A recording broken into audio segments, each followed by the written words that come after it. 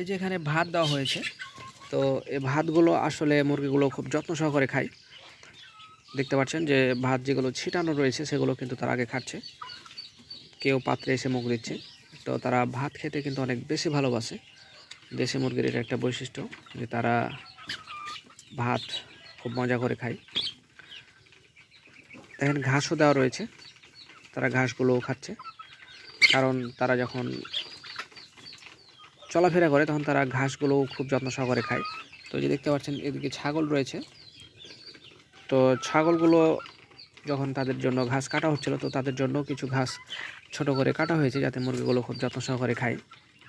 কারণ আমি লক্ষ্য করেছি যে যখন বড় ঘাসগুলো থাকে তখন তারা খুব টানাটানি করে, তো সেক্ষেত্রে অনেক সময় তারা অনেক বড় করে ঘাস খেয়ে ফেলে।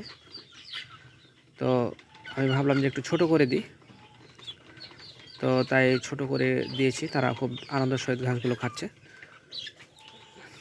তো আগে দেখতে পাচ্ছেন যে যে ভাতগুলো রয়েছে সেগুলো তারা আগে খাচ্ছে, এগুলো হয়ে গেলে তখন তারা তখন আবার খাবে।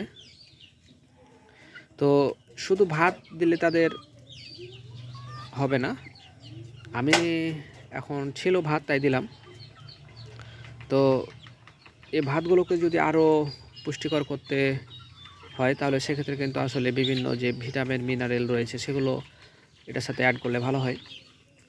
আবার কোনো কোনো ক্ষেত্রে দেখা যায় যে বিভিন্ন ধরনের মিক্সড যে খাবারগুলো রয়েছে সেগুলোও দিলে কিন্তু বেশ ভালো হয়।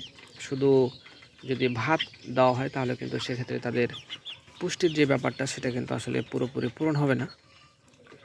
এক্ষেত্রে বিভিন্ন কোয়ালিটির খাবার তাদেরকে দিতে হবে। তো আমার হাতে আজকে ছিল তাই আমি দিলাম।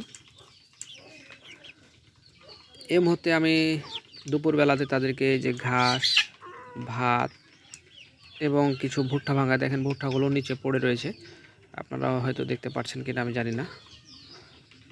তো এভাবে করেই তাদের খাবারগুলো দেওয়া হয়।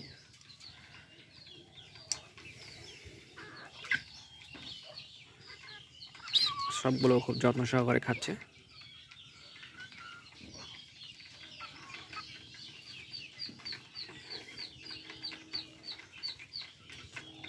তো যদি আপনারা শুধু ভাত দেন তো চেষ্টা করবেন সাথে কিছু মিক্সড করার, তো সেক্ষেত্রে রেজাল্টটা ভালো পাবেন।